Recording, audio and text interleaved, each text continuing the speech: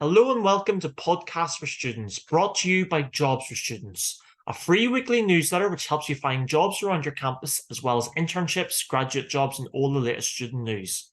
If you haven't signed up yet, join the 13,000 students and graduates who already have by going to the link j4s.careers. That's j4s.careers. Now, my guest today is Sean Tilson, FIOS. Now, we'll explain in the episode why he's got letters after his name at such a young age. Sean is the founder of Checkit Plus, an artificial intelligence and machine learning shopping assistant. And in a completely different field, he's also the founder of SwimSet, which aims to make swimming more accessible to everyone. Sean is the president of two university societies, Exeter Entrepreneurs and Enactus Exeter, whilst also being the lead of the Google Developer Student Club at Exeter. Sean is passionate about providing young people opportunities to learn and create impact, and having worked in over 10 social enterprises and charities, Sean realizes the power of collaboration and the potential of purpose-driven initiatives to bring about meaningful change. Without further ado, let's get into today's episode with Sean. Hello, Sean. Thank you so much for being on the podcast and for giving up so much of your time. We'll find out just how busy you are. So we're grateful to have a few minutes of your time, Sean. So you're at Exeter Uni. Is there something that maybe even students who go to Exeter might not be aware of? Yes, there is. There's a good answer to this question. There's an aquatics resources centre, Wow. which is an aquarium at the university that I didn't really find out about until quite late in my first year.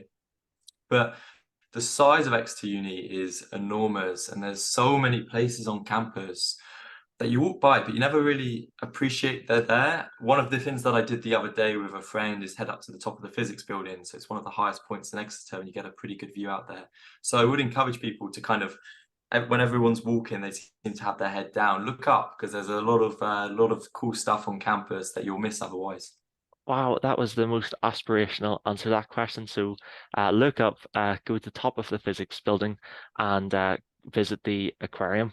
And on the subject of aquarium aquatics, you do some swimming yourself and you actually have letters after your name.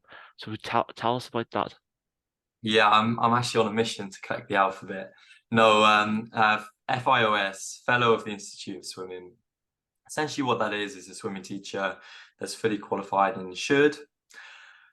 I mean, it came from, I was really fortunate when I was younger. I used to do quite a bit of swimming myself, worked up through all the awards, and it seemed quite a natural progression to go on to teach.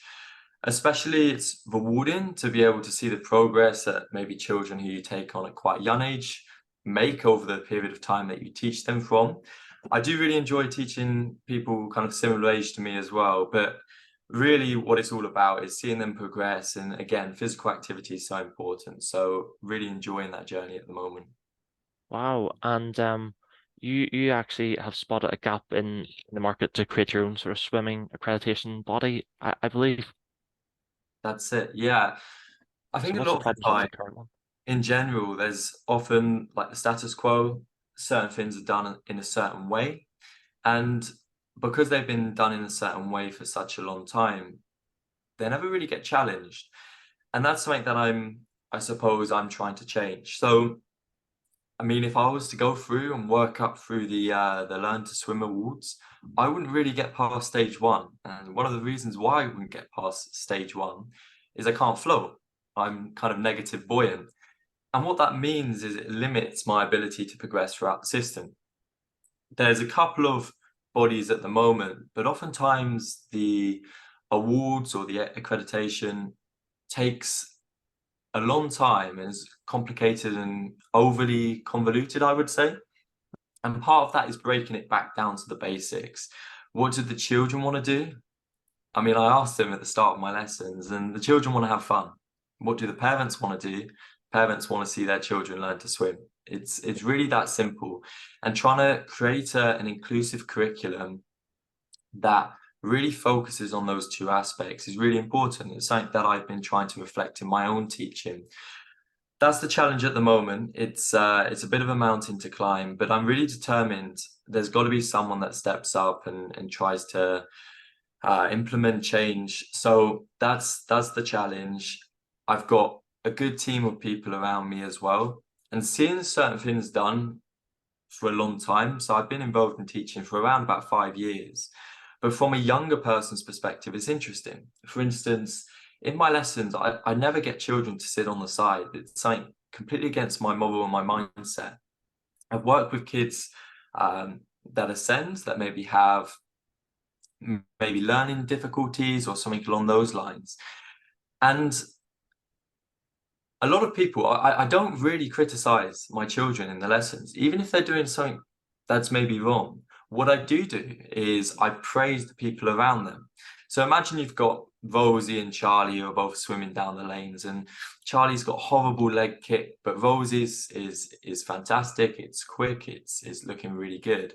I'd say, Rosie, fantastic leg kick. I'm really impressed that you're kicking your legs nice and quickly, and you've got nice nice pointed toes.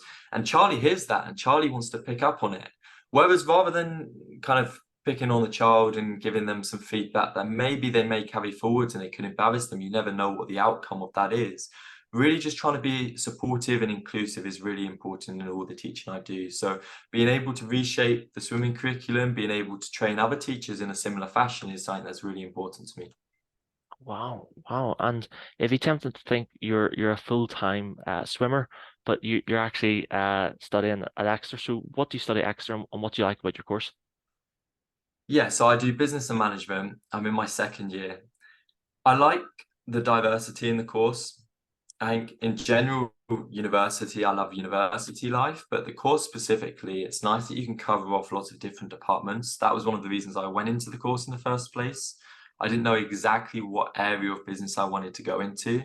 So the idea, if I do a little bit of ops, a little bit of marketing, a little bit of finance, I start to focus in on what energizes me the most. Even if I don't particularly like an aspect, that's useful information because it means I'm not going to go into it for the rest of my career. So it's a good learning curve. It's a nice variety of modules, but I do like the practical applications of business in general, in the sense that if you listen to the news or you keep abreast of the latest updates, you can start to see the theory come into practice. And for me, the theory is great, but it's actually understanding how it works in the real world, which is, I suppose, the point of the course overall, because you are going to go in the real world and you're going to try and implement some of these strategies. So that's what I enjoyed the most about the course, just trying to find out how that translates into action. Wow. And you mentioned there ops and marketing and finance. Is there a particular area that sort of you're being drawn to, and is there maybe that some useful information you're getting that you don't like a particular area or anything like that? Yeah, I mean, for me, and I was supposed to have a placement in my course, but I've now dropped out of doing my placement because I've actually found an area which resonates with me the most. And I would say that's kind of consultancy, people focused. I really enjoy the entrepreneurship stuff that we do around the course in general, but being around people and giving them not necessarily advice, but a fresh perspective and a bit of an insight is something that I like, and I think it's beneficial, and I can see the fruition of those ideas. So that's something I'm interested in at the moment, the consultancy, more focused around social entrepreneurship. But yeah, there's certainly modules that I didn't like as much as is the way with most stuff. I thought I was going to go in and really enjoy the finance stuff, but accountancy and audit doesn't particularly energize me as much. And for some people it does, and that's completely okay. But I think you only really find that out when you're learning the content, when you're listening to it. And again, for me, it's always tying it back to the real world. Where can I implement what I've learned? And for accountancy, it's pretty straightforward. But I think it's about knowing yourself, and that's something that you learn not just on the course, but in general uni life as well. If you understand yourself and what you want to be doing in your life, I think that's the most important, because that's going to shape kind of your choices throughout university and your career. Sure. And you said there that you dropped a placement, but I would say you've created your own portfolio of placements, which we'll get onto very shortly. So you're president of the Exeter Entrepreneur Society. What makes the Exeter Entrepreneur Society, well, firstly, what is it, but what makes it different from maybe other entrepreneur societies? Yeah, so entrepreneurship, broken down really simply, is about ideas and action, right? Ideas plus action, in my head, is entrepreneurship. A lot of students have ideas, but don't take action. And that could be for a variety of reasons. It could be fear of failure. It could be the risk involved in that, maybe both financially, or from other people's perspective and how they feel like they'll be perceived if it doesn't work out. I think a lot of coaches around the world celebrate failure. I think in the UK it's less so, and you see that with the investors. It's a much more difficult environment than the US, for instance. But what I would say Entrepreneurship Society does is it gets people together.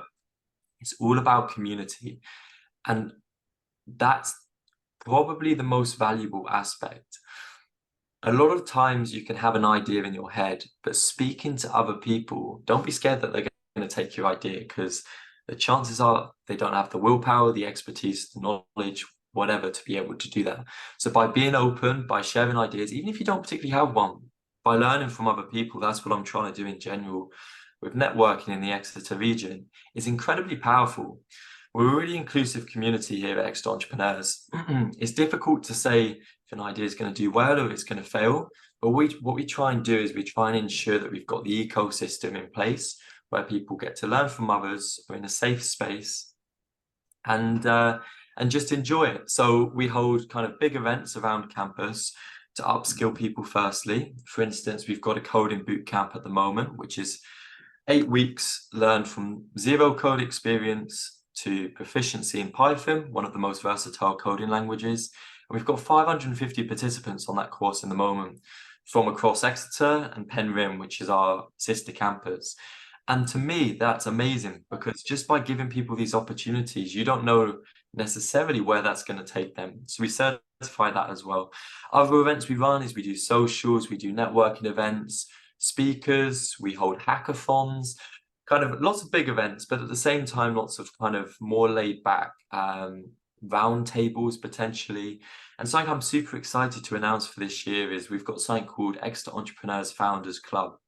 10 of the most promising businesses within our society that contains well over 750 members now. Wow. And it brings people together, and it allows others to ask for advice, ask for help, because really that's what it's about. If you don't ask people, you don't learn. Wow. And you're also very passionate about and president of the Enactus Exeter Society. So tell us a bit about Enactus and what makes you so passionate about it. Enactus Exeter is great. I love it, and for me, that's what energizes me the most, I would say. Enactus Exeter is a student-run social enterprise society. It's a social enterprise and not-for-profit businesses which are run by students. The idea is they make a social impact, not just confined to Exeter, Devon, the UK, but also on an international stage. So wherever you're listening to this podcast in the country, many universities will have their own Enactus teams. I think there's around about 60 universities in the UK with Enactus teams, but also it's more broadly dispersed around the world. But what that means is students who are willing and able and excited about making a change can come together in teams, learn a new skill, which is fantastic. If they want to work on their marketing skills, they can do so. Maybe they've got an expertise in data science. Maybe they can just tap into their expertise. But we bring people together in a team and get them to tackle a real-world social issue. So at the moment, Enactus Exeter have got projects ranging from tackling climate change to homelessness, to period poverty, to food waste, a whole plethora of different issues. And just to get students from different degree disciplines, different ages, different walks of life together to tackle some of these issues is incredibly empowering. And that's what a lot of feedback we get from our members. We run stuff like competitions and speakers and socials as well, just to try and create an atmosphere where everyone, again, feels included, but feels empowered to be able to make a change. So yeah, that's Enactus Exeter in a nutshell. Wow, wow! I didn't realize there was so much going on in like the student not-for-profit space within Exeter. That's class. And you're saying about entrepreneurship to use ideas in action. So you have actually created your own business called Checkit Plus. So what is Checkit Plus, and how did the idea come about? Yeah, of course. I mean, a lot of the times it's about finding something that you're good at Yeah. and passionate about. And if you can kind of pair them together, and hopefully something that pays as well, but that can potentially come later. And if you can kind of bring them all together, then I think that's a start. That's a start. So Checkit Plus was really born from when I was quite a bit younger and seeing my grandmother fall victim to lots of online scams. And Checkit Plus is really all about it. If you've got an idea for a product you want to buy online, or you've got the product you want to buy online, being able to ensure customers get the best price possible or make the most informed purchasing decision. So Checkit Plus is an online personal shopping assistant, which I suppose uses machine learning and artificial intelligence to find customers the best price or the best product online. I mean, a lot of us have probably experienced it. Maybe you're gift shopping. I don't know, 12-year-old nephew, he's into Lego, but you have no idea like what sort of Lego he likes. What if there was a platform where you could put in that information and someone just does the searching for you and finds you the best match, taking into account stuff like reviews, product ratings, what is typically done in that demographic and psychographic, and putting that all together and just giving you kind of one solution. I mean, I had a friend the other day who was looking for a laptop, didn't even know where to start. But I broke it down with him. I was like, what's your budget? Because budget's important. What screen size do you want? Do you want a certain processor? And once you've got all that information, you can give them a reputable website and the product that they're most likely to be satisfied with. The price checker is kind of more centered around finding the best price online. But it's an interesting one. I mean, the price checker takes into account cashback, voucher codes, discount codes, a whole assortment of different factors. But it's iterated so much over the time since starting. A lot of the time, that's it. Like you don't have the perfect solution at the end, and everything's moving incredibly quickly at a rate I've never seen before. A rate people 3-4 times my age have never seen before, especially with ChatGPT and the new updates. I'm struggling to keep up. And again, I'm more of a solopreneur compared to, I don't know, OpenAI that got a few million developers working on it. So this is the thing, it's a challenge, is being able to adapt. So I'm switching more from B2C to business. Wow. And it's a bit of a learning journey. It's a learning curve, but you learn so much. So I would say to anyone who is thinking of starting up their business, especially at university, now's the best time to do it. You don't have external commitments, or you're not tied down as much as you would be later in life. So I think it's a lot about kind of taking a step forward and just going ahead and running with an idea, and then taking another step forward, and then another. And it doesn't feel like you're doing much at the start, but when you look back in 3 months, 6 months time, you realize actually I've got something here. And I think that's so valuable. Perseverance. But what I would say with everything you do, whether it be training, whether it be working, whether it be relationships, consistency is absolutely key. So just stick with it, run with it, and see where it takes you. Wow, wow. We recently interviewed Charlie from Student A to Z, also at Exeter, and he talked about that, also the importance of taking one step forward. So there must be something in the water there in Devon. But just wanted to ask you, how do you balance your time? Because you've got a lot of stuff going on. So how do you actually balance the time, and do you delegate? Because obviously you're the president of societies. Yeah, How do you manage that? I've become a master of being average at every. I'm only joking. No, balancing time is a really interesting one. I think it's less about time. I think it's more about energy. And I was reflecting on this. I do a bit of journaling, meditation, and oftentimes a lot of people see time as their most, I suppose it's finite resource. Money, you can always make more money. Time, you can't really do so as much. But at the same time, it's using your time well.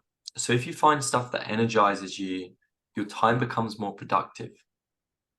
And realizing that and understanding that really helped. So at the moment, if you look at my LinkedIn or you look at anything like that, I probably got around 15 responsibilities or something along those lines.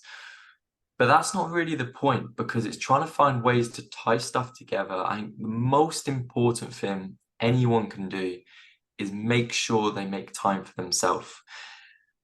Burnout is a real thing. I was like, okay, yeah, maybe it's more of a concept until I hit it.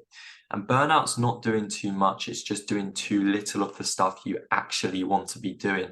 And understanding that's key. So you've got your course. Hopefully your course energizes you, excites you, motivates you. At times it won't. That's completely normal. But once you take your course and then you look at a broader overview, you've got your remainder of your time, and focus on your course, because end of the day, if you go through uni and you don't get the grade you wanted, that you're always going to reflect on that and wish you'd done better. So do focus on your course.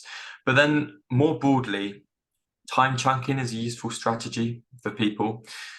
I don't particularly like to-do lists. I still do them anyway, but I don't like them because it can be quite demotivating to come back to a to-do list with 60 whatever items to do. If you time chunk and you put in 2 hours, an hour in your calendar and say, for this hour, I'm going to spend my time doing this, then it's not constantly running in the background. Oh no, I didn't do this. And that's going to play in your mind. You can't keep promises to yourself. So if you do look at your calendar, time chunk, because it's easier to say, I'm going to spend an hour doing this. And if it doesn't get complete, that's fine. You can find another time in your calendar. I think a lot of it is about taking a step back. What do I want to be doing is most important, because again, that will give you energy to be able to make the best use of your time. But planning in advance. There are other apps and stuff which can help with that. I personally use Calendly, just to, again, just take out just an extra factor and just to streamline everything. But yeah, time is a challenge. I'm definitely not perfect at it. I'm learning, and I think that's key.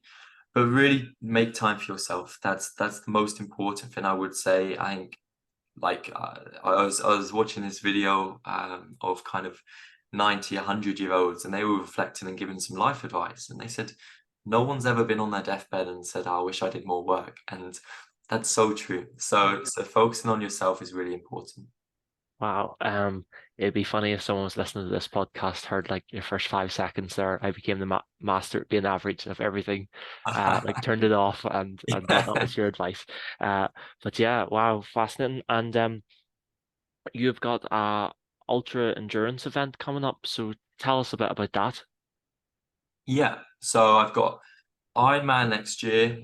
I'm planning to run a 100K race next year as well. And it's something that really stemmed. I did some fundraising a year back now where I'd said I'd run a marathon. I hadn't done a marathon before. And setting a goal for yourself and trying to work towards a goal, for me, is a lot more motivating. If I was to say, look, Sean, you're going to go to the gym, that's it. It's more difficult to find motivation. And that's where kind of discipline and the commitment and the grit comes into it. If I say I'm going to go to the gym because in 6 months' time, I am going to do this event, I've committed, I paid to doing it, it's easier to work towards, right? You've got something that motivates you a little bit more. So I think understanding that's crucial. What I've learned over time or throughout my life is sometimes in order to experience comfort, you have to be uncomfortable. You've got to be comfortable with the uncomfortable. And I think that's a really interesting point, and reflecting on that is important. I think humans are naturally kind of geared towards picking the most comfortable option, right? I mean, if you take going to the gym, people may go to the gym because it is the most comfortable option. Because if you think about it long term, it may be more uncomfortable to spend the rest of your day thinking, oh, I didn't go to the gym or something like that. So pushing yourself is really important.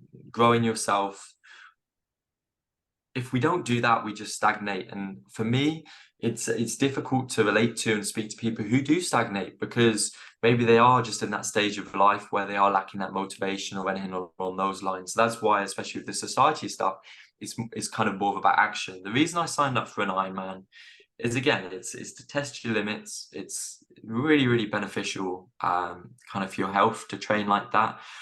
But more than anything, it's a mindset change. The mind-body connection is insane. And even when you run a marathon or maybe even a shorter distance, right, you'll be running along and you'll struggle. And if you're able to push past that struggle, that's incredibly valuable, because pushing past that struggle, the mindset and it's neuroplasticity, right? So the change in your mindset is insane. Let me give you an example. Every week I wake up 5 a.m. every day, go to bed very early, don't try and jeopardize my sleep because that's really important. And I'll wake up and I just run a half marathon, right? Fasted, I don't eat, I maybe have a glass of water before I run, but that's it. And I get back and I zoom back 3 or 4 years ago, and half marathon, right? That's like an event. You gotta train, you gotta be committed, you gotta be disciplined, you gotta run it. And then your family there all to celebrate you, and that motivates you along. And then after that, after I do my run, I have a cold shower. And once I've done those two things, it's a bit of mind space, it's a bit of headspace. I mean, if you're talking about maybe people being depressed or something like that, jump in a cold shower, you're so focused and you're so in the moment. You're on a kind of an emotional high. So you get out of that and then you realize, people say, Sean, are you going to be tired during your day? And I've never felt so energized throughout my day, waking up at that time, because you've done your hardest thing. Public speaking, whatever it is, doesn't seem hard anymore because you've done that most challenging thing. And over time, you're becoming more comfortable with that uncomfortable, and your uncomfortable shifts. And for me, the Ironman challenge is about tackling on an even bigger kind of issue. And again, just building up that mental resilience, the physical resilience as well, to be able to tackle any challenge and to put myself forward for situations in life that may come expectedly, but also unexpectedly. So it's really about preparing myself and pushing my limits. Wow.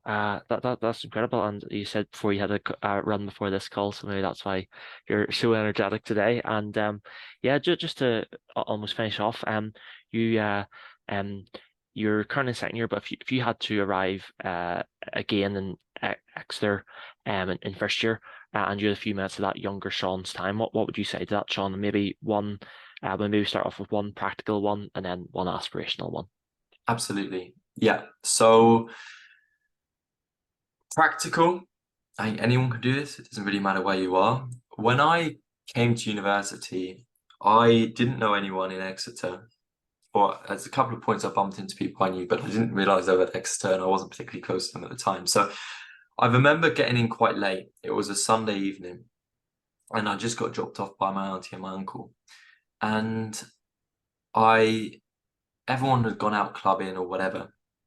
And I was in my room and I went to bed, right? And I woke up in the morning with the worst pit in my stomach.